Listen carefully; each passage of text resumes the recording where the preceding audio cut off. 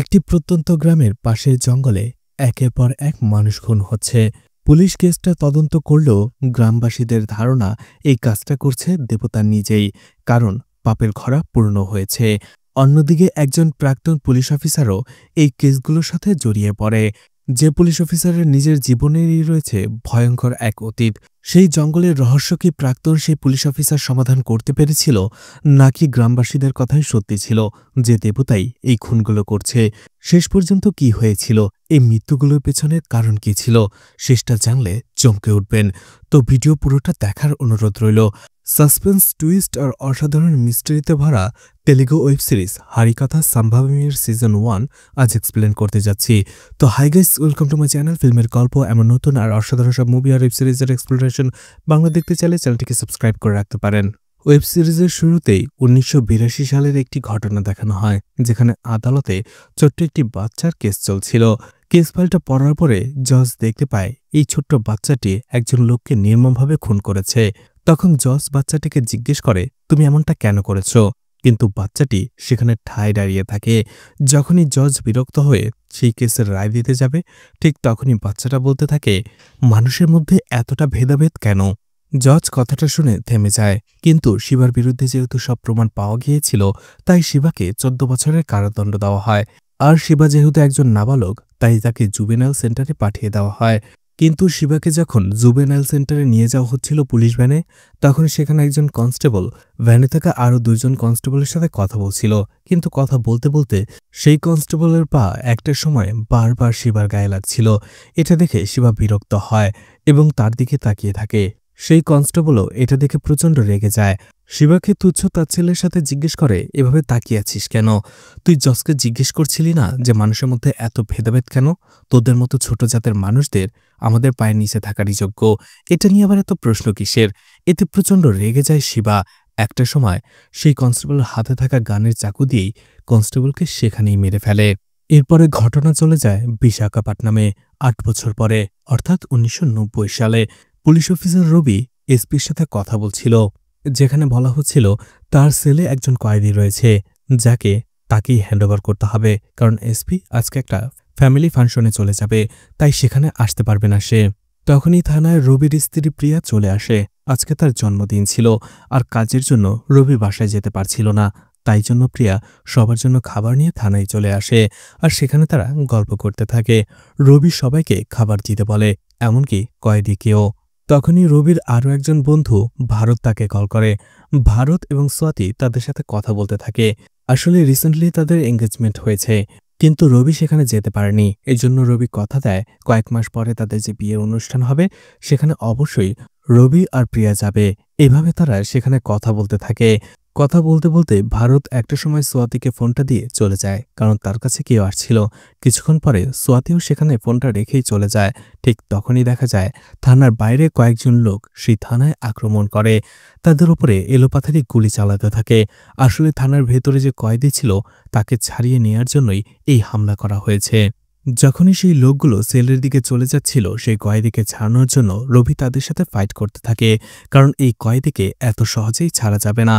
কিন্তু সেই লোকেরা সংখ্যায় অনেক বেশি ছিল, আর অতর্কিত হামলাতে পুলিশরা প্রায় কুপোকাত, অনেকেই আহত হয়েছে। রবি একাই ফাইট করে যাচ্ছিল, কিন্তু একটা সময় হঠাৎ করেই একজন লোক রবির স্ত্রী প্রিয়াকে আঘাত করে, আর গোলাগুলিতে একটা বুলেট প্রিয়ার গলায় এসে লাগে। একেবারেই থমকে যায় রবি।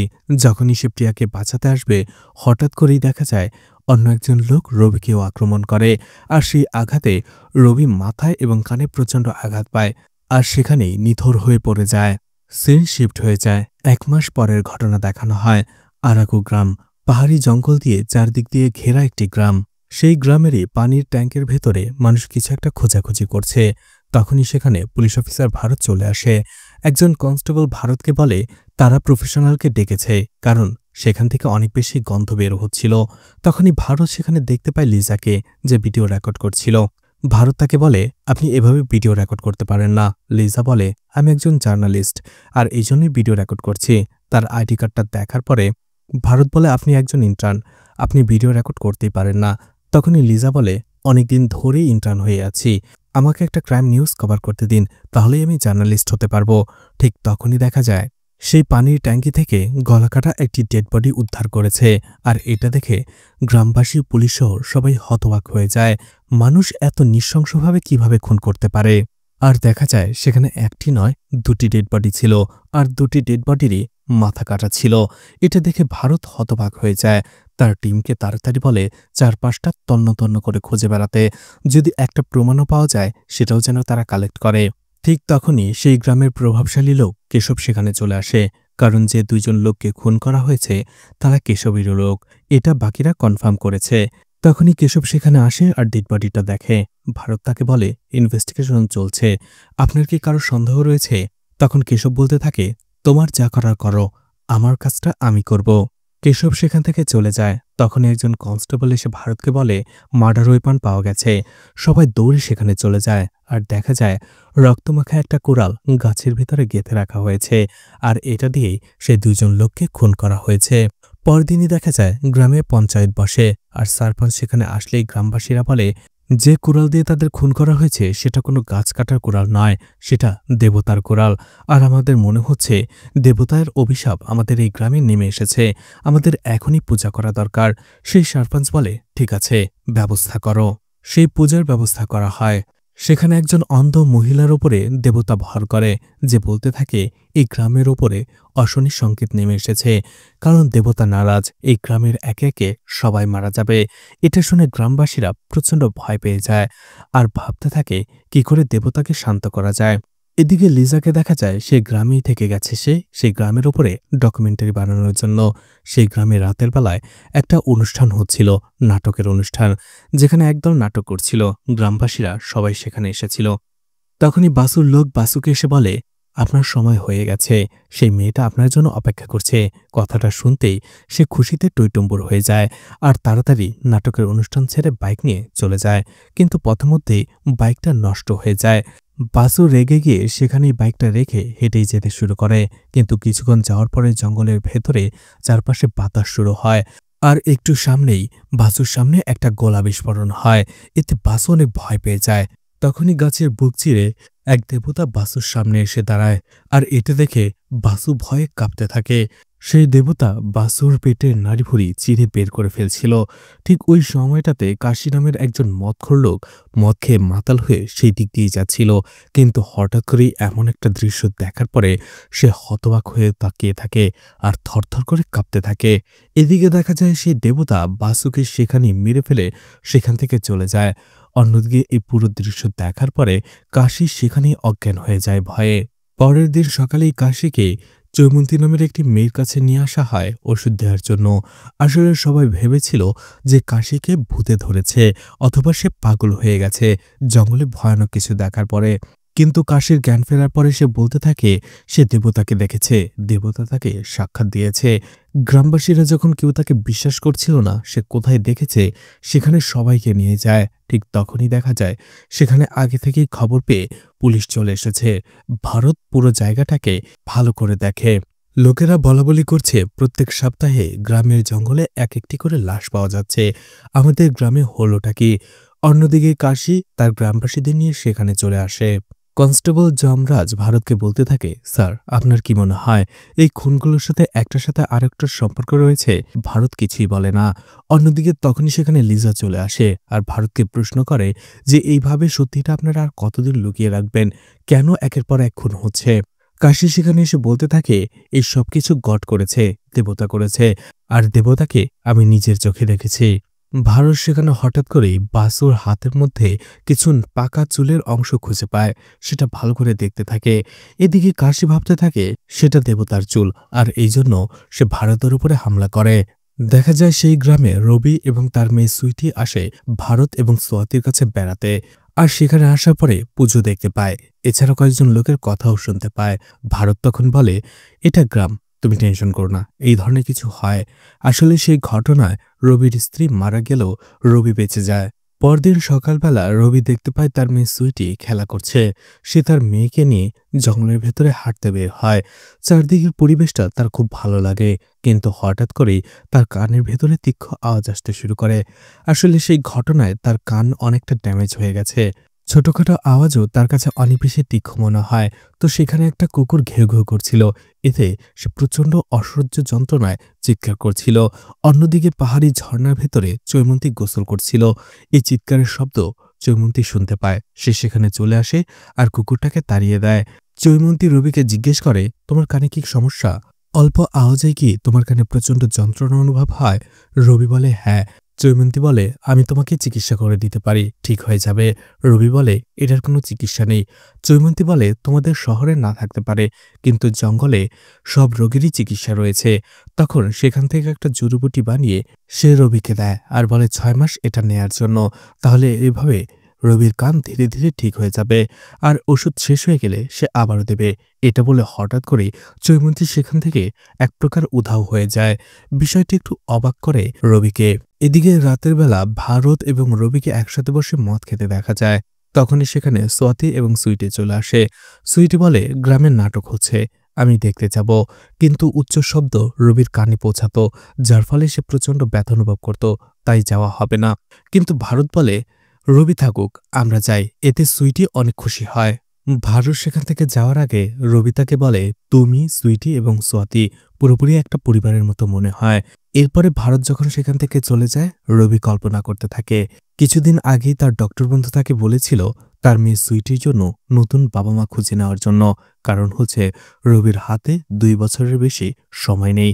অর্থাৎ সেই দুর্ঘটনার পরে রবির মাথায় রক্ত জমাট বাড়তে শুরু করেছে, আর এইভাবে চলতে থাকলে 2 বছরের বেশি সে বেঁচে থাকবে না। এজন্যই রবি ঠিক করেছে ভারত এবং সোয়াতি যেহেতু কিছুদিন পরেই বিয়ে হবে, তাই তাদের কাছেই সুইটিকে রেখে যাবে। তারাও সুইটিকে অনেক পছন্দ করে। দেখা যায় সেই নাটক দেখতে আসে ভারত, সুইটি এবং সোয়াতি। আর সেখানে আগে থেকেই নাটকের ডকুমেন্ট তৈরি করছিল লিজা। কিন্তু লিজা একটা সময় দেখতে পায় চাদর পরা একজন লোক ভারতের কাছে এসে কিছু বলছে। আর একটু পরেই সেই লোকটা সেখান থেকে চলে যায়। আর ভারত ইয়ামরাজকে বলে সুইটি এবং সোয়াতিকে যেন বাড়িতে পৌঁছে দেওয়া হয়। সে তার স্কুটি নিয়ে কোথাও যেতে শুরু করে। লিজার সন্দেহ হয়। লিজাও ক্যামেরা নিয়ে তার পিছু করতে থাকে। একটা জায়গায় যেয়ে ভারত অপেক্ষা করতে থাকে। ঠিক ওই সময়টাতে ভারত খেয়াল করে যে তার দিকে একটা ঘূর্ণি বাতাসের মতো আসছে। অন্যদিক থেকে দূর থেকে লুকিয়ে লিজা এটা খেয়াল করছিল। ভারত একটা সময় দেখতে পায় তাকে চারপাশ থেকে বন্য শুয়োররা ঘিরে ধরেছে। আর একটা সময় সেই শুয়োরগুলো তাকে ধাক্কা মারে, যার ফলে ভারত একটা বড় গর্তের মধ্যে পড়ে যায়, যে গর্তে পুরোটা জুড়ে কাঁটা বেছানো ছিল। ভারতের পুরো শরীরে সেই কাঁটা লেগে যায়। অন্যদিকে সেই ঘূর্ণি বাতাসের আঘাতে লিজা পড়ে যায়। তার হাত থেকে তার ক্যামেরাটা ছিটকে অন্য জায়গায় পড়ে যায়। আর লিজার মাথায় আঘাত পেয়ে সে অজ্ঞান হয়ে সেখানেই পড়ে থাকে। অন্যদিকে দেখা যায় তখনও জীবিত ছিল ভারত। সে নিজেকে ছাড়ানোর চেষ্টা করছিল, কিন্তু কিছুক্ষণ পরেই সেখানে একটা সাপ চলে আসে আর ভারতের গলায় পেঁচিয়ে তাকে মেরে ফেলে। আর সেই চাপে দেখা যায় ভারতের চোখ ফেটে বাইরে বের হয়ে আসে। সিন কাট হয়ে যায়। কয়েকদিন আগের ঘটনা দেখানো হয়, যেখানে 2জন কয়েদিকে পুলিশ জিপে কোথাও নিয়ে যাওয়া হচ্ছিল। একটা সময় পুলিশ রাস্তার মধ্যেই গাড়ি থামায়, আর 2জন পুলিশ অফিসারই চলে যায় প্রকৃতির ডাকে সাড়া দেওয়ার জন্য। কিন্তু একটু প্রস্তাব একজনের গায়ে লেগে যায় জুতার মধ্যে। এই জন্য সেই পুলিশ অফিসার সেখানে থাকা একজন কয়েদির শরীরে তার হাত মুছতে থাকে এবং তার হ্যান্ডকাফ খুলে তাকে নিচে নামিয়ে ফেলে আর বলে তার পাটা পরিষ্কার করে দেওয়ার জন্য। আর বলতে থাকে, তোমাকে কেউ সম্মান করতো না দেখে তুমি খুন করেছ, তাই তো? 14 বছর জেল খাটার পরে এখন কি তুমি বুঝতে পেরেছ যে তোমাদের আসলে কেউ সম্মান করবে না? কারণ তোমাদের স্থান সবসময় পায়ে আছে আর পাইয়ে থাকবে। তখনই আমরা বুঝতে পারি এই ছেলেটা ছিল সেই শিবা, যে ছোট্টবেলায় 2টি খুন করে জেলে গিয়েছিল। এদিকে সেই পুলিশ অফিসার জোর করে শিবাকে দিয়ে তার পায়ের প্রস্রাব পরিষ্কার করাতে থাকে। এতে সে প্রচণ্ড রেগে যায়। সেই দিক দিয়ে যাওয়া একজন পথচারীর হাত থেকে কুড়ালটা ছিনিয়ে নিয়ে শিবা সেই পুলিশ অফিসারকেও সেখানে মেরে ফেলে। আর এতে অন্য পুলিশ অফিসার প্রচণ্ড ভয় পেয়ে যায় আর শিবা সেখান থেকে পালিয়ে চলে আসে। সিন কাট হয়ে যায়। আবারও ঘটনা বর্তমানে চলে আসে।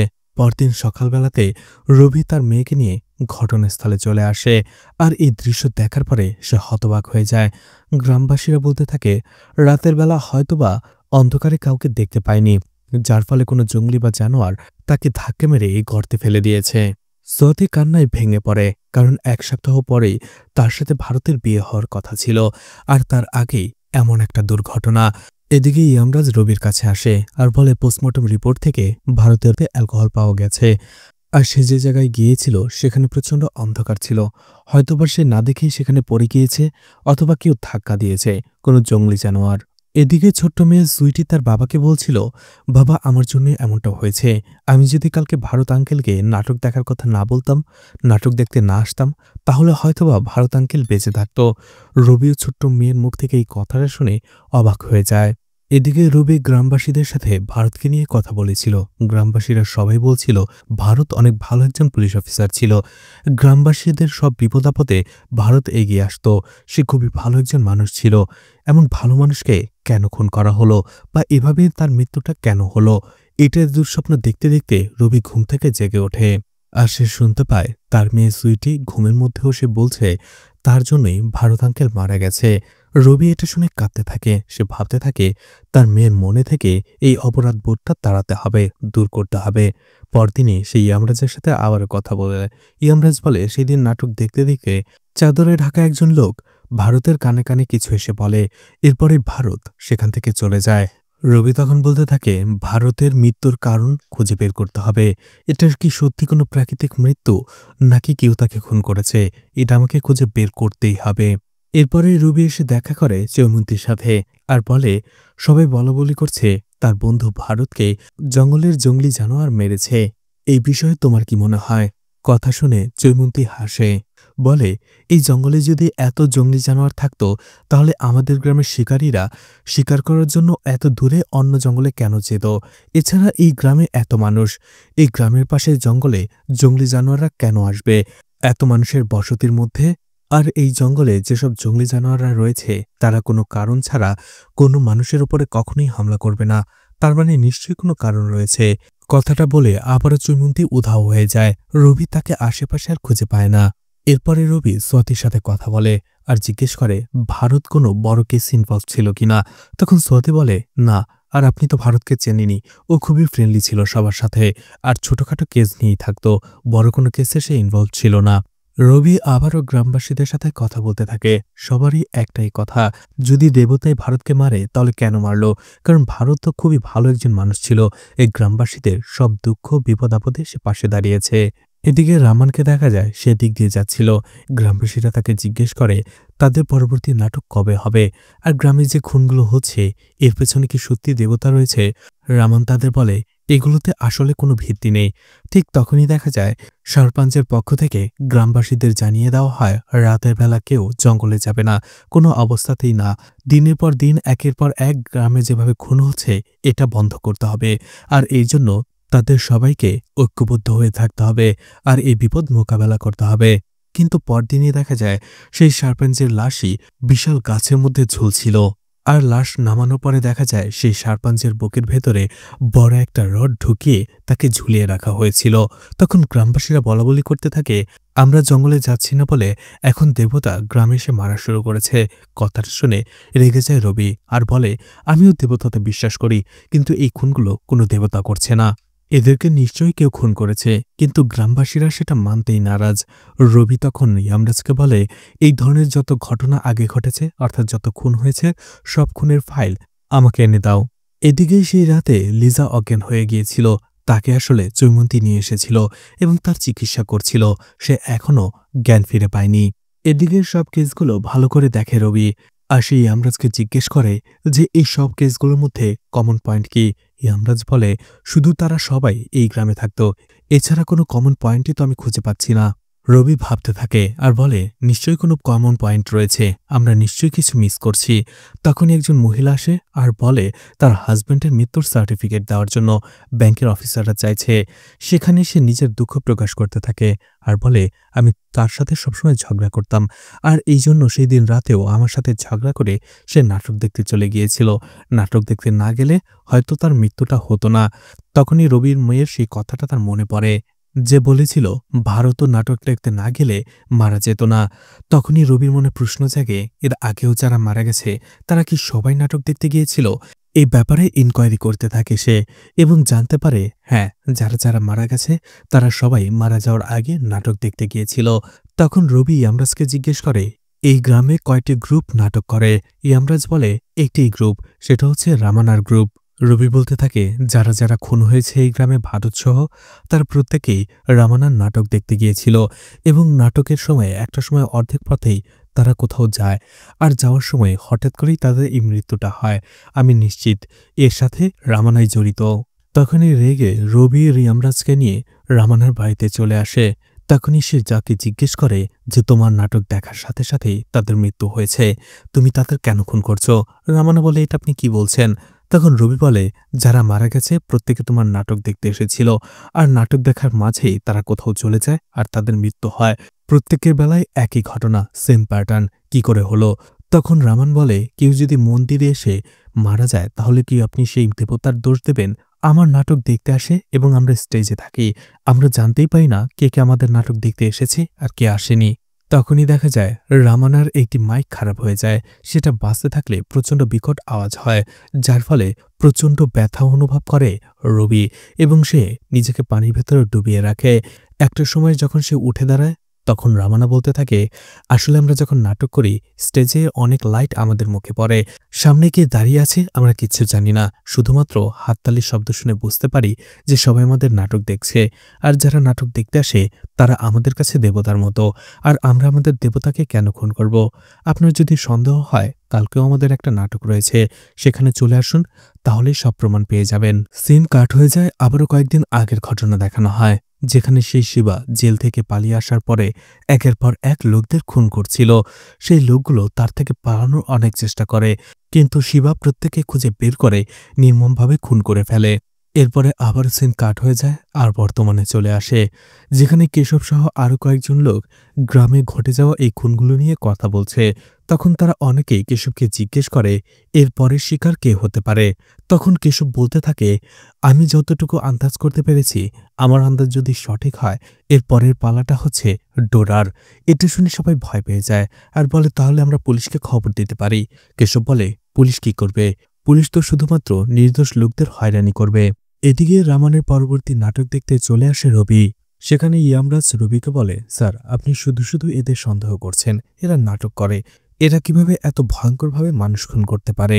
রবি বলে, ধরে নিলাম এরা এর সাথে জড়িত নয়, কিন্তু এইখানে যে নাটক দেখতে লোকেরা এসেছে তাদের মধ্যে কেউ না কেউ সেই সব মানুষদের সাথে জড়িত যাদেরকে খুন করা হয়েছে, অথবা সেই সব মানুষের সাথে তাদের কোনো কানেকশন রয়েছে।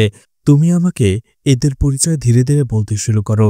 তখন রামান সেখানে 3জন লোকের কথা বলে, যারা এই গ্রামের গণ্যমান্য ব্যক্তি, যাদের মধ্যে একজনের নাম প্রভাকর।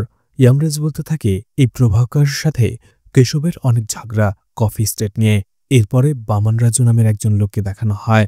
এই বামান রাজু 1 নম্বরের মেয়েবাজ। এরপরেই ডোরা নামের আরও একজন লোককে দেখানো হয়, যে ক্রিমিনাল লিস্টে সবার ওপরে রয়েছে। ইয়ামরাজ বলে, আমি এই 3জনের নাম বললাম কারণ এর আগে যারা মারা গেছে তারা সবাই খারাপ ছিল, শুধুমাত্র ভারত স্যার বাদে। রবি বলে, ঠিক আছে, তুমি এই 3জনকে নজর রাখো, আর আমাদের কনস্টেবলকে বলো ছদ্মবেশে এদের 3জনকে ফলো করার জন্য, এক মুহূর্তের জন্য যেন চোখের আড়াল না হয়। ইয়ামরাজ সেটাই করতে থাকে।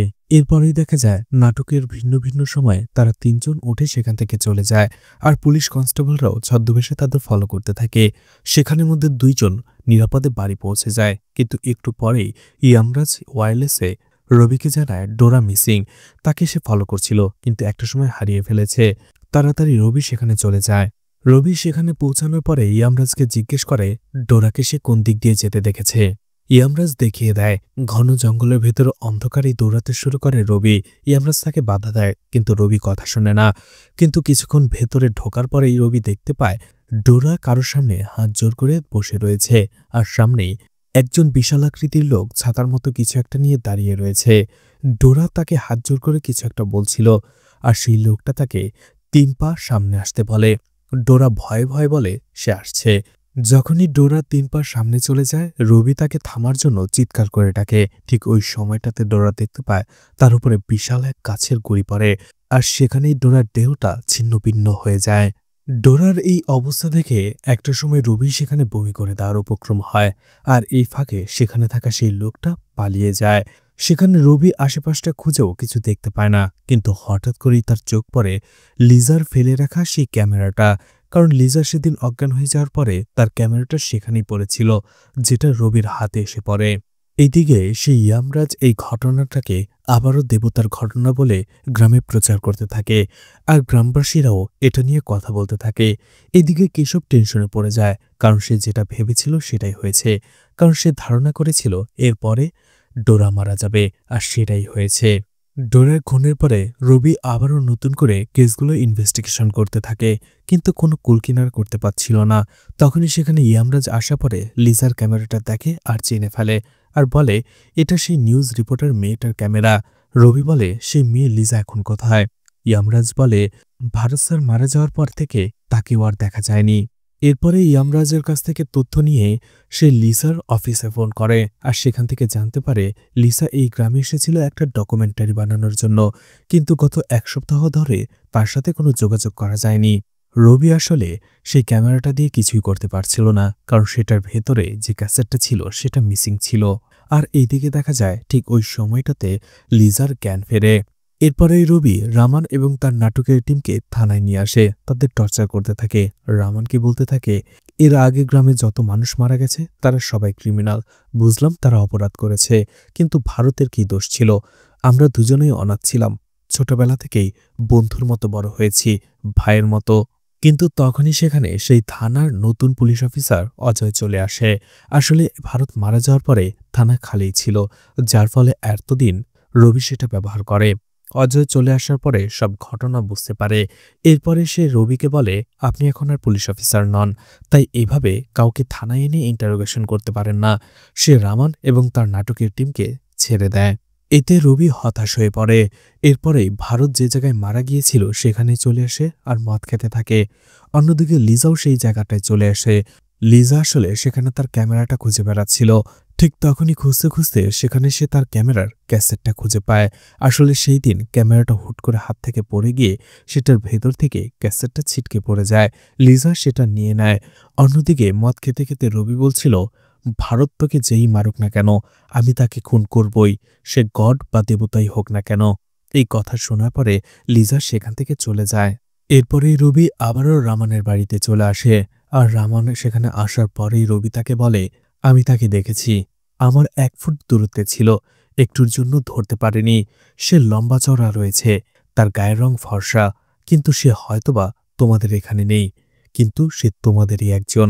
আর এখন স্বয়ং দেবতাও তাকে এবং তোমাদের এই নাটকের টিমকে আমার হাত থেকে বাঁচাতে পারবে না। রবি সেখান থেকে চলে যায়। রবি সেখান থেকে চলে যাওয়ার পরে রামানের বাকি লোকেরা তাদের বলে যে আমরা এখন এসব কিছু এখানেই বন্ধ করে দেই, আবার সবকিছু আগের মতো চলুক। তখন রেগে যায় রামান, বলে আমার সেই হারিয়ে যাওয়া হাসির কি হবে, আমার সেই অতীত আমি কি করে ভুলব। তখনই আমাদের রামানের অতীত জীবনকে দেখানো হয়, যেখানে রামানের মেয়ে ছোট্ট একটি মেয়েকে রেখে মারা যায়। রামান তার নাতনি ভায়দাকে কোলে পিঠে করে মানুষ করতে থাকে। নাটকের পরিবারে মধ্যমণি হয়েছিল ভায়দা, সবাই তাকে অনেক আদর করত। ধীরে ধীরে ভায়দা বড় হয়ে যায় আর পড়াশোনার জন্য শহরে চলে যায়। আর কয়েক বছর পরে ভায়দা একজন ডক্টর হিসেবে এই গ্রামে ফিরে আসে, আর সে রামানকে বলে এখন থেকে সে এই গ্রামেই থাকবে আর এই গ্রামের মানুষদেরই সেবা করবে। এতে রামান অনেক খুশি হয়। তখনই সেখানে চৈমন্তী চলে আসে। আসলে চৈমন্তী এবং ভায়দা ছোটবেলা থেকে একে অপরের বন্ধু। চৈমন্তী, রামান এবং ভায়দা সেখানে তাদের সুখের জীবন পার করছিল। ভায়দা গ্রামের মানুষকে তার চিকিৎসা দিয়ে সারিয়ে তুলছিল, আর এতে গ্রামের মানুষও অনেক খুশি ছিল। এভাবেই তাদের দিন কেটে যাচ্ছিল। এরপরে একদিন রাতের বেলা তাদের বাড়িতে একজন লোক আসে আর বলে তাদের বাড়িতে একজন বৃদ্ধ মহিলা অনেক অসুস্থ হয়ে পড়েছে। কিন্তু রামান বলে এখন তো অনেক রাত, আর আমার নাতনি ভায়দা ঘুমিয়েছে, কালকে সকালে যাবে। কিন্তু তখনই ভায়দা ঘুম থেকে জেগে ওঠে আর বলে ডক্টরদের কোনো ডিউটি টাইম হয় না, তাদের সারাক্ষণই ডিউটি করতে হয়। ভায়দা সেই লোকটার সাথে সেই বৃদ্ধ মহিলার চিকিৎসা করার জন্য সেই বাড়িতে চলে আসে, আর সেটা ছিল কেশবের বাড়ি। কেশব যখন রাতে বাড়ি ফেরে সে ভায়দাকে দেখে। ভায়দাকে দেখার পরেই তার রূপের জাদুতে সে পাগল হয়ে যায়। রাতের বেলাও সে ভায়দার কথায় ভাবতে থাকে। ভায়দার রূপের জালে সে যেন বাধা পড়েছে, এক মুহূর্তের জন্য তার মুখটা সে ভুলতে পারছে না। এর কয়েকদিন পরে ভায়দা আর রামান কোথাও যাচ্ছিল, কিন্তু তখনই ঝোড়ো হাওয়া শুরু হয়। সেই দিক দিয়ে গাড়ি নিয়ে কেশব যাচ্ছিল। রামান কেশবের গাড়িটা থামায় আর কেশবকে অনুরোধ করে তাদের জন্য একটু বাড়িতে পৌঁছে দেয়, কারণ একটু পরেই ঝড় শুরু হবে। এখন তারা হেঁটে গেলে ঝড়ের কবলে পড়বে। কেশব আবারও সেই ঝোড়ো হাওয়াতে ভাইদাকে দেখে তার রূপের জাদুতে পাগল হয়ে যায়। এইবার কেশব আর কোনোভাবেই নিজেকে আটকে রাখতে পারে না। সে রামানকে বলে, ঠিক আছে, গাড়িতে ওঠো। প্রথমেই যখন ভাইদা গাড়িতে ওঠে, কেশবের লোক রামানকে ঠেলে সেখানে ফেলে দেয় আর জোর করে ভাইদাকে উঠিয়ে নিয়ে যায়। ভাইদা চিৎকার করতে থাকে। কেশব ভাইদাকে নিজের বাড়িতে নিয়ে আসে এবং সেখানে রেপ করে। বৃদ্ধ রামান নিজের নাতনিকে বাঁচানোর জন্য দৌড়ে কেশবের বাড়িতে চলে আসে, কিন্তু কেশবের লোকেরা তাকে ভেতরে ঢুকতে দেয় না। এই জন্য রামান কোনো পথ খোলা না পেয়ে দৌড়ে চলে যায় সে সারপাঞ্জের কাছে এবং সাহায্য চায়। সারপাঞ্জ বলে সে তাকে সাহায্য করবে।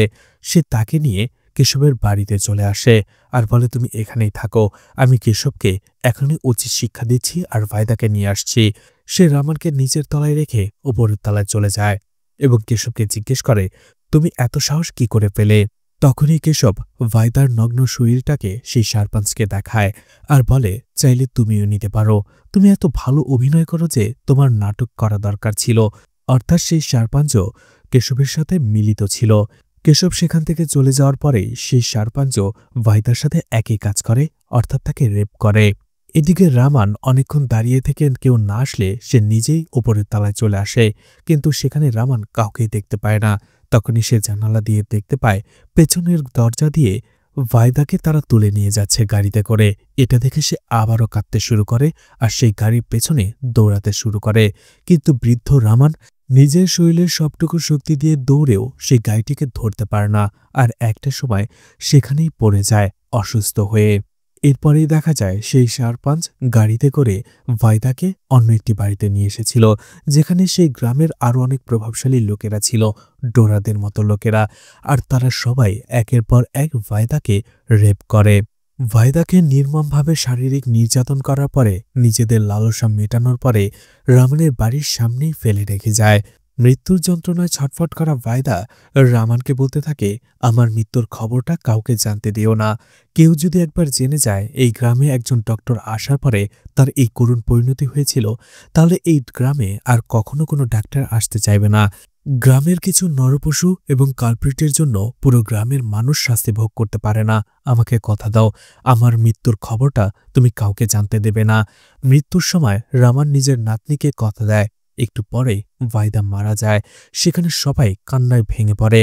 তখনই রামান প্রতিজ্ঞা করে তার নাতনিকে যারা এভাবে নির্মমভাবে খুন করেছে, মেরে ফেলেছে, তাদের সে শাস্তি দেবে। সে দেবতাকে বলতে থাকে, তুমি আমার নাতনিকে বাঁচাতে পারোনি, কিন্তু আমি তোমার রূপ নেব এবং আমার প্রতিশোধ নেব আর সবাইকে জানাবো যে তুমি আছো। রামানের এই ভয়ঙ্কর অতীত শুনে রামানের নাটকের দলের লোকেরা আবারও বলতে থাকে, যাই হোক না কেন এই যুদ্ধ তারা জয়লাভ করবেই, এই যুদ্ধ তারা শেষ করার আগে পিছবে না। এদিকে সোয়াতির সাথে দেখা করতে আসে রবি। সোয়াতি রবিকে বলে, আপনি এখান থেকে চলে যান, আপনাকে দেখলে ভারতের কথা আমার আরও বেশি করে মনে পড়ে। তখন রবি বলে, হ্যাঁ, এটা সত্যি, আমি আমার স্ত্রীকে বাঁচাতে পারিনি, আমি আমার বন্ধুর খুনের রহস্য এখনো বের করতে পারিনি, আমি আমার মেয়ের মন থেকে অপরাধবোধ দূর করতে পারিনি, কিন্তু আমি কথা দিচ্ছি আমার বন্ধুর হত্যার রহস্য উন্মোচন করা না পর্যন্ত আমি এখান থেকে যাব না। এদিকে দেখা যায় সেই পুরোহিত কেশবকে জিজ্ঞেস করে, আপনার কথা তো সত্যি হয়ে গিয়েছে, ডোরা মারা গেছে, এরপরে কার পালা? কেশব বলে, এরপরে আমার পালা। এটা শুনে সেই পুরোহিত হতবাক হয়ে যায়। এদিকে লিজা সেই ক্যাসেটটাকে আবারও ঠিকঠাক করে এবং সেটা অন্য একটা ভিডিও প্লেয়ারে চালায়। সেটা ভিডিও দেখার পরে লিজা হতবাক হয়ে যায়, ভয় পেয়ে যায়। এদিকে দেখা যায় রামানের পরবর্তী নাটকের অনুষ্ঠানে কেশব তার লোকদের নিয়ে চলে আসে। আসলে কেশব বুঝতে পেরেছিল এই খুনগুলো কে করছে এবং কেন করছে, আর এরপরে রামান যে তাকেও খুন করবে এটাও সে বুঝতে পেরেছিল, আর এই জন্য সেই নাটকের মঞ্চে সে চলে আসে। অন্যদিকে পুলিশ অফিসার অজয়ও এখানে চলে এসেছিল পাহারা দেওয়ার জন্য, আর রবিও সেখানেই এসেছিল, কারণ সে জানত হয়তোবা আজকেও একটা খুন হবে। নাটক শেষ হওয়ার পরে অজয় রামান এবং তার নাটকের টিমকে বলে, আমি আপনাদের সন্দেহ করছি না, কিন্তু আপনারা যদি নির্দোষ হন তাহলে এখানে সারা রাত থেকে যান। রামান সেটাই করে। অন্যদিকে কেশবও তার লোকদের পাঠিয়ে দিয়ে সেখানেই বসে থাকে রামানের মুখোমুখি। অজয় তার টিমকে নিয়ে পাহারা দেয়, রবিও সেখানে বসে থাকে। সারা রাত কেটে যাবার পরেও সেখানে আর কিছুই হয় না। সকালবেলা কেশব রামানের কাছে আসে। মনে হচ্ছে তোমার কাজটা এখনো অসম্পূর্ণই রয়ে গেছে। পরবর্তী নাটক কোথায় করবে আমাকে বলে দিও, আমি সেখানে চলে আসব। ঠিক তখনই অন্য একজন লোক ছুটতে ছুটতে কেশবকে এসে বলে, অন্য গ্রামে ভার্গবের খুন হয়ে গেছে। এটা শুনে সবাই হতবাক হয়ে যায়। আসলে রামান কেশবকে টার্গেটই করেনি, টার্গেট করেছিল তার নাতনিকে রেপ করা আরও একজন রেপিস্ট ভার্গবকে, আর যাকে সে মেরে ফেলেছে। অন্যদিকে পুলিশ অজয়ও তাদের কিছুই বলতে পারবে না, কারণ রামান এবং তার নাটকের পুরো টিমই সারারাত এখানেই বসেছিল। খবর শুনে রবি দৌড়ে সেখানে চলে যায়। এদিকে রবি ঘটনাস্থলে আসার পরে লাশটা দেখে, আর লাশের পাশেই দেখতে পায় রক্তের ছাপ ছিল, অর্থাৎ সেই দিক দিয়ে কেউ পালিয়ে গিয়েছিল। সেই রক্তের দাগ ফলো করে সেই দিকে জঙ্গলে চলে আসে রবি। আর জঙ্গলের একটা পর্যায়ে আসার পরে সে একটি কাটার ভেতরে ছোট্ট একটি কাপড়ের টুকরো দেখতে পায়।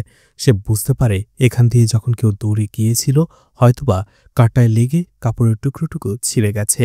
সেই জায়গাটা রবি ভালো করে দেখে, কিন্তু আশেপাশে কোথাও কোনো কিছুই পায় না। রবি ভাবতে থাকে কি করবে। তখনই তার মনে পড়ে সে অনেক তীক্ষ্ণ আওয়াজ শুনতে পায়, আর এই জন্য সে তার কানে সে জড়িবুটি তুলা ফেলে দেয় আর খুব মনোযোগ দিয়ে আশেপাশের শব্দ শুনতে থাকে। তখনই সে একটা ঘণ্টার আওয়াজ শুনতে পায়, আর সেই দিক দিয়ে দৌড়ে চলে যায়। কিছুক্ষণ যাওয়ার পরে সেখানে সে একটি বাড়ি দেখতে পায়। রবি সেই বাড়ির ভেতরে দৌড়ে চলে যায়, আর সেখানে যে দেখতে পায় ডোরাকে মারার সময় যে লোকটা সেখানে দাঁড়িয়েছিল, ছাতার মতো যে জিনিসটা ব্যবহার করেছিল সেটাও সেখানে রয়েছে। এমনকি দেবতাদের অনেক পোশাকও সেখানে রয়েছে। রবি বুঝতে পারে এখানে যে লোকটা ছিল সেই হয়তোবা এই খুনগুলো করছে। ঠিক তখনই দেখা যায় দেবতার ছদ্মবেশে একজন লোক রবির পেছনে এসে দাঁড়ায়। রবি তাকে দেখে প্রথমে একটু ভয় পেয়ে যায়, এরপরে জিজ্ঞেস করে, তুমি কে? আর তোমার সাথে রামানের নাটকের দলের কি সম্পর্ক? প্রথমে লোকটা নিজেকে দেবতা বলে পরিচয় দিলেও রবি সেটা বিশ্বাস করে না, আর জিজ্ঞেস করতে থাকে, তুমি কে? তখনই সেই লোকটা অনেক জোরে আওয়াজ করতে থাকে, যার ফলে রবির কানে আবারও প্রচণ্ড ব্যথা অনুভব করে। সে অসহ্য যন্ত্রণায় মাটিতে লুটিয়ে পড়ে। রবি চিৎকার করে বলে, বন্ধ করো এই আওয়াজ। সেই লোকটা বলে, তুমি জানতে চাও আমি কে? তাই তো, তাহলে শোনো। ঘটনা আবারও ফ্ল্যাশব্যাকে চলে যায়। ১৯৮২ সালের ঘটনা দেখানো হয়, যেখানে শিবা আর তার মা ছিল। তারা নিচু জাতির ছিল বলে সমাজে তাদের কেউ দাম দিত না, ঘৃণার চোখে দেখত। এমনকি তাদের ছায়াও কেউ মারাত না, ভাবত তারা অশুভ। চায়ের দোকানে যখন শিবা এবং তার মা চা কিনতে যায়, চায়ের দোকানের লোকেরা বলে এদের মুখ দেখে চা খেলে তাদের দিনটাই অশুভ যাবে।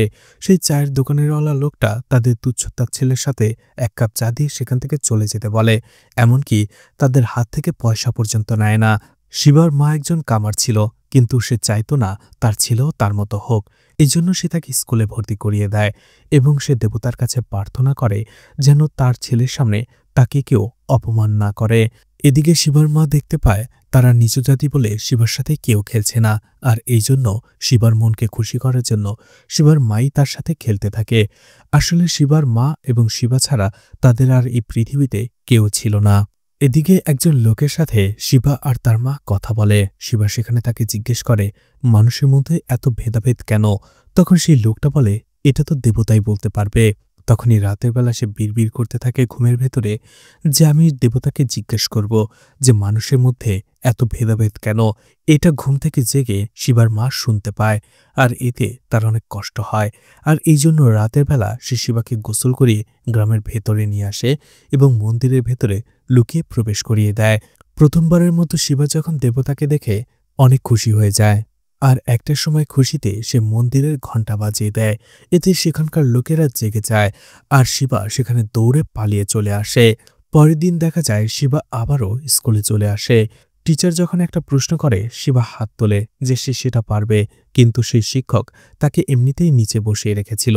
তারপরও তাকে অবহেলার চোখে দেখে, আর তাকে সেই প্রশ্নের উত্তর দেওয়ার জন্য একবারও জিজ্ঞেস করে না, বরং সেই শিক্ষক অন্য ছাত্রছাত্রীদের জিজ্ঞেস করতে থাকে সেই প্রশ্নের উত্তর। আর শিবাহিতা অনেক কষ্ট পায়। ঠিক এইরকমভাবেই হাত উঁচু করে সে বাড়িতে ফেরে, অর্থাৎ সেই প্রশ্নের উত্তরটা সে তার মাকে দেবে। কিন্তু বাড়িতে ফেরার পরেই সে দেখতে পায় তাদের বাড়িতে অনেক লোক। আসলে গ্রামবাসীরা জানতে পেরে গিয়েছিল গতকাল রাতে শিবা এবং তার মাই মন্দিরে গিয়েছিল। গ্রামের কয়েকজন প্রধান লোক এসে শিবার মাকে মারতে শুরু করে আর বলে তারা নিচু জাতি হওয়ার সত্ত্বেও তাদের এত বড় সাহস হলো কি করে, তারা গ্রামের মন্দিরে প্রবেশ করে। আর গতকাল রাতে সেই মন্দির থেকে দেবতার একটা জিনিস চুরি হয়ে গেছে, যার ফলে সবাই মনে করছে শিবা এবং তার মাই সেটা চুরি করেছে। তাই তারা শিবা এবং তার মাকে প্রচণ্ড মারধর করে সেখানে, আর জিজ্ঞেস করে সেটা কোথায় রেখেছে। শিবা আর তার মা বারবার কাঁদতে কাঁদতে বলছিল তারা কিছুই চুরি করেনি, তারা জানে না সেটা কোথায়। কিন্তু সেই লোকগুলো তাদের একটা কথাও শোনে না, তাদের মারতে শুরু করে। ঠিক তখনই প্রচণ্ড মারে শিবার মা পাথরে যে আঘাত পায়, আর এতে সেখানেই সে মারা যায়।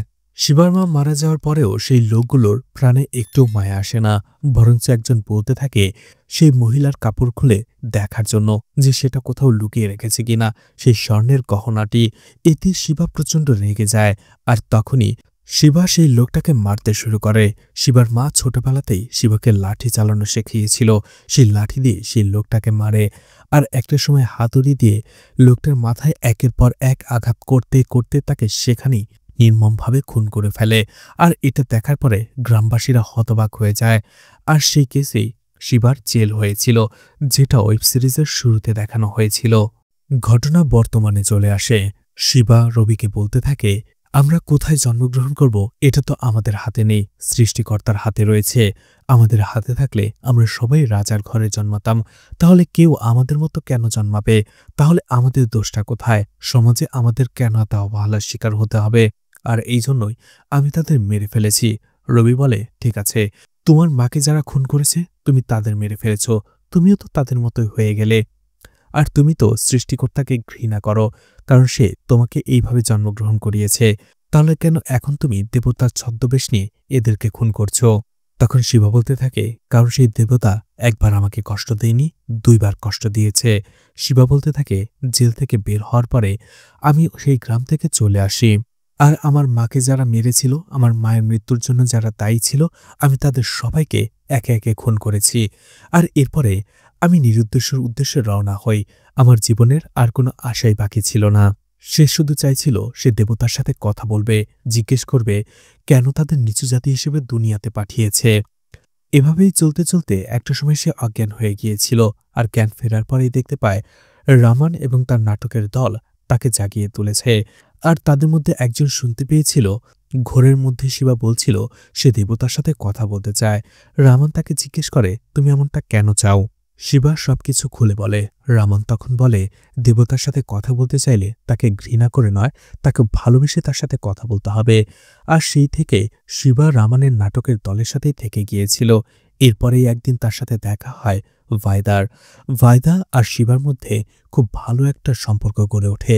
তারা ধীরে ধীরে একে অপরকে ভালোবেসে ফেলে, কারণ শিবার মায়ের পরে শুধুমাত্র ভাইদাই তার সাথে এত ভালোবেসে তাকে এত সম্মান দিয়ে কথা বলতো, যেটা আর কেউ তাকে বলেনি। এই জন্য শিবা ভাইদাকে নিজের প্রাণের চাইতেও বেশি ভালোবাসত। এরপরে রামান যখন এটা জানতে পারে, ভাইদা এবং শিবার বিয়ের ব্যবস্থা করে। শিবা এতে প্রচণ্ড খুশি হয়, কিন্তু শিবা চাইছিল এই খুশির মুহূর্তটা সে তার মায়ের সাথে শেয়ার করবে। সে তার মায়ের সমাধিতে গিয়ে একবার দেখে আসবে তার মাকে, আর সেটাই করে। সে তার গ্রামে চলে যায় তার মায়ের সমাধির সাথে কথা বলার জন্য। সেখানে যাওয়ার পরে সে তার মায়ের সমাধির সাথে কথা বলতে থাকে আর বলে ভাইদাই একমাত্র মেয়ে যে তাকে সম্মান দিয়ে কথা বলে, ঠিক তার মায়ের মতো তাকে অনেক ভালোবাসে। আর সেই গ্রামের লোকেরাও অনেক ভালো, কারণ তারা শিবাকে মন্দিরে যাওয়া থেকে আটকায় না, তার ছায়া দেখলে কেউ ঘৃণা করে না। আর এজন্য শিবা এখন অনেক খুশি।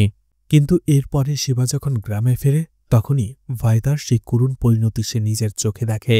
তার মনটা ভেঙে টুকরো টুকরো হয়ে যায়। এত বছর পর তার মায়ের পরে সে আরও একজন ভালোবাসার মানুষকে পেয়েছিল, কিন্তু তাকেও এই সমাজের নরপশুরা কেড়ে নিয়ে গেছে। এতে একেবারেই ভেঙে পড়ে শিবা।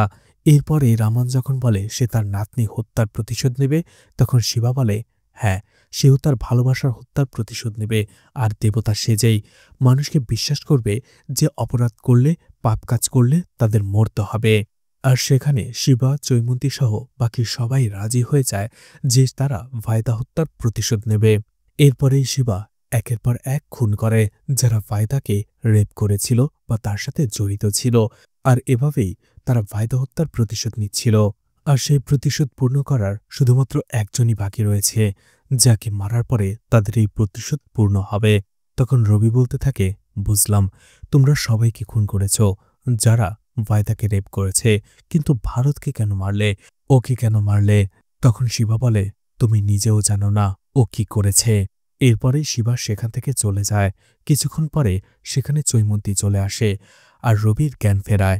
রবি চৈমন্তীকে বলে, একটি ছেলেকে দিয়ে এভাবে একের পর এক মানুষ খুন করাচ্ছ, তোমাদের এটা কি অন্যায় মনে হয় না? চৈমন্তী বলে, অন্যায় তো আগেই হয়ে গেছে, এখন যা হচ্ছে সেটা হচ্ছে জাস্টিস। এদিকে সেই খুন হওয়ার পরে অজয়ের সন্দেহটা আবারও সেই নাটকের টিমের দিকেই চলে আসে, অর্থাৎ রামানের দিকে।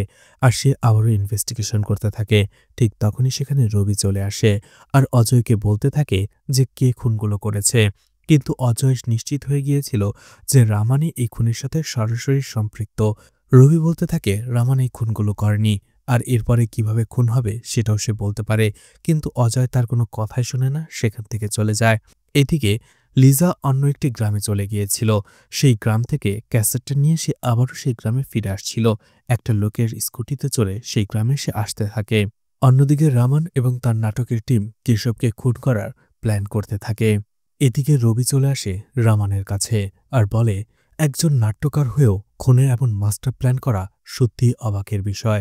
তুমি নাটকে যে রোলটা করো সেই রোলেরই দেবতা ওইদিকে একজন খুন করছে, যার ফলে গ্রামবাসীরা সবাই মনে করছে দেবতাই এই খুনগুলো করছে। রামান বলতে থাকে, তুমিও খুব বুদ্ধিমান, ধরে ফেলেছ। রবি বলে, তুমি সবকিছু বন্ধ করে দাও, আমি এক ডিপার্টমেন্টের সাথে কথা বলে কেশবের শাস্তির ব্যবস্থা করব। রামান হাসে আর বলে, কোথায় ছিল এতদিন তোমার ডিপার্টমেন্ট, যখন আমার নাতনিকে এই গ্রামের নরপশুরা মিলে একের পর এক রেপ করে নির্মমভাবে মেরে ফেলেছে? রবি বলে, হ্যাঁ আমি বুঝতে পারছি, কিন্তু তুমিও তো একের পর এক মানুষ খুন করে চলেছ, কিন্তু এখন এটা তোমাকে বন্ধ করতে হবে। রামান বলে, প্রতিশোধ পূর্ণ না হওয়া পর্যন্ত এই যুদ্ধ থামবে না, চলতেই থাকবে। তুমি যত চেষ্টা করোই না কেন এটা কখনোই বন্ধ হবে না।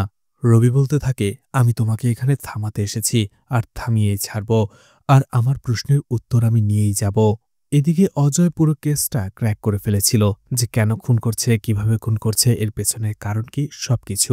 তখন সে কেশবের কাছে চলে আসে আর পুরো বিষয়টা খুলে বলে। কেশবকে যে এরপরে মারা হবে এবং মারার হত্যার পরিকল্পনা করা হয়েছে, এই সবকিছু অজয় বলে। আর বলে, এখন আমি একমাত্র আপনাকে প্রোটেকশন দিতে পারি, আপনার জীবন বাঁচাতে পারি। তখনও কেশব বুঝতে পেরে যায় যে লোভের বশেই অজয় এই কাজটা করছে। তখন কেশব বলে, তুমি এর বিনিময়ে কি চাও? অজয় সেখানে অনেক টাকা পয়সা চায়, অর্থাৎ টাকার বিনিময়ে অজয় কেশবকে বাঁচাবে। এদিকে আবারও রামানের নাটকের অনুষ্ঠান শুরু হয়। নাটক চলতে থাকে।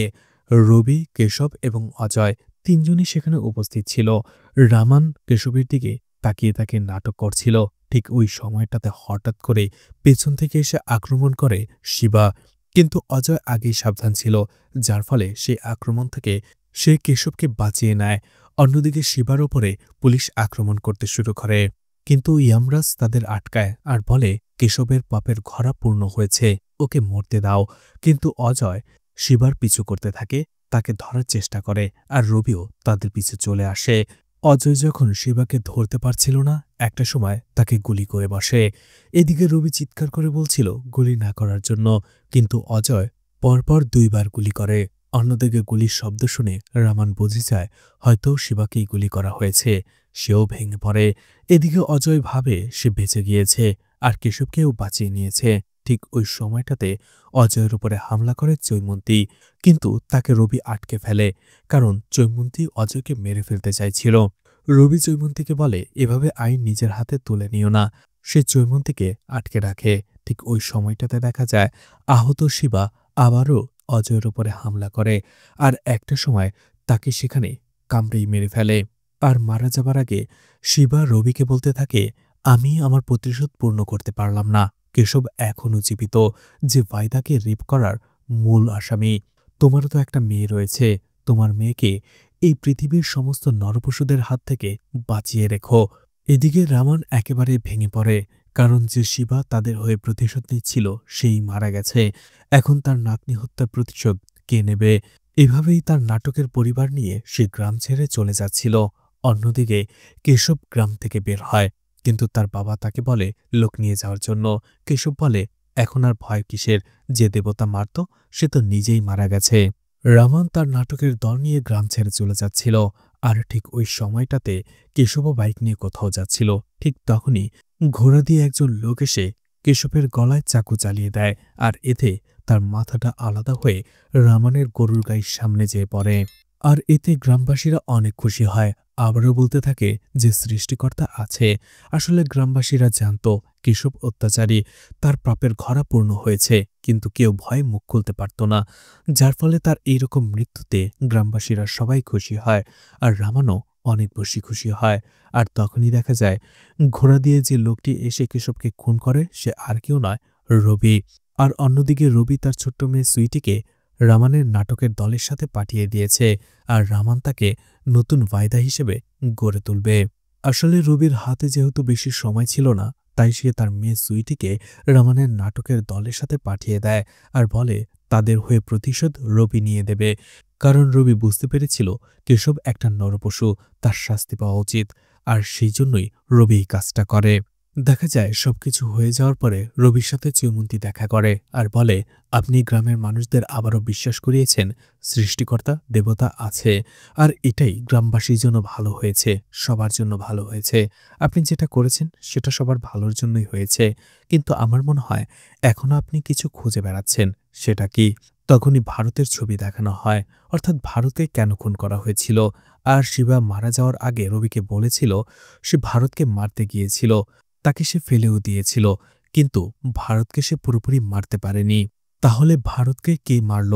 তখনই সোয়াতি সেখানে চলে আসে আর বলে, ওরা যদি ভারতকে না মারে তাহলে ভারতকে কে মারল? ঠিক তখনই দৌড়ে সেখানে লিজা চলে আসে, আর সেই ক্যাসেটের ভিডিওটা সবাইকে দেখায়।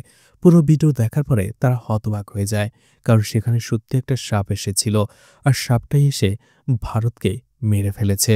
লিজা আর জয়মন্তী বলতে থাকে, তার মানে ভারতের মৃত্যুটা প্রাকৃতিকভাবেই হয়েছে, সৃষ্টিকর্তার আদেশেই হয়েছে। তখন সুয়াতি বলতে থাকে, সৃষ্টিকর্তা একজন নির্দোষ লোককে কেন মারবে? ভারত তো কোনো অপরাধ করেনি। তখনই রবি বলতে থাকে, না, ভারত অপরাধ করেছে। রবি বলতে থাকে, রামান ভায়দাকে বাঁচানোর জন্য সর্বপ্রথম যার কাছে এসেছিল সে আর কেউ নয়, ভারত। তখনই ফ্ল্যাশব্যাকে দেখানো হয় যেদিন তারা ফোনে কথা বলছিল, অর্থাৎ রবি, ভারত, সোয়াতি এবং প্রিয়া, ঠিক ওই সময়টাতে রামান এখানে সাহায্য চাওয়ার জন্য এসেছিল। প্রথমে ভারত রামানের কথা শুনে সে তাকে সাহায্য করতে রাজি হয়, অর্থাৎ ভায়দাকে বাঁচানোর জন্য যেতে থাকে। কিন্তু যখনই সে জানতে পারে ভায়দাকে কেশব উঠিয়ে নিয়ে গেছে, তখনই সে পিছু হটে পড়ে আর বলতে থাকে ভায়দার জন্য তার মন খারাপ হচ্ছে, কিন্তু ভায়দার ভাগ্যে যেটা লেখা রয়েছে সে সেটা পরিবর্তন করতে পারবে না। আর কিছুদিন পরেই তার বিয়ে, আজকে এখন সে যেতে পারবে না। আর এটা বলে সে নিজেকে সরিয়ে নিয়েছিল। সোয়াতি হতবাক হয়ে যায়, কারণ সেই দিন সে ভারতকে জিজ্ঞেস করেছিল রামান কেন এসেছিল। ভারত তাকে মিথ্যে বলেছিল যে অন্য একটি কেসে সে এসেছে। সোয়াতি এখন বুঝতে পেরেছিল যে রামান সেই দিন কাঁদতে কাঁদতে কেন এসেছিল। সোয়াতি বলতে থাকে, তারপরেও কেশবই তো রেপ করেছিল ভায়দাকে, তার মানে সেই আসল অপরাধী। কিন্তু সৃষ্টিকর্তা কেশবের পরিবর্তে ভারতকে কেন খুন করল? তখন রবি বলতে থাকে, অত্যাচারীদের বিরুদ্ধে দাঁড়ানোর কর্তব্য ছিল ভারতের, ভায়দাকে রক্ষা করার কর্তব্যও ছিল ভারতের, কিন্তু ভারত সেটা করেনি, আর এই জন্য সৃষ্টিকর্তা তাকে শাস্তি দিয়েছে। আর এখানেই এই ওয়েব সিরিজটি শেষ হয়ে যায়। তো ওয়েব সিরিজটি আপনাদের কেমন লেগেছে কমেন্ট করে জানাতে পারেন, আর মুভিটা ভালো লাগলে লাইক, কমেন্ট, শেয়ার করে পাশে থাকতে পারেন। তো আজকের মতো বিদায় নিচ্ছি, আবারও দেখা হবে নতুন কোনো মুভি বা ওয়েব সিরিজ নিয়ে। ততক্ষণ পর্যন্ত ভালো আর সুস্থ থাকবেন সবাই। আজকের মতো বিদায় নিচ্ছি, আল্লাহ হাফেজ।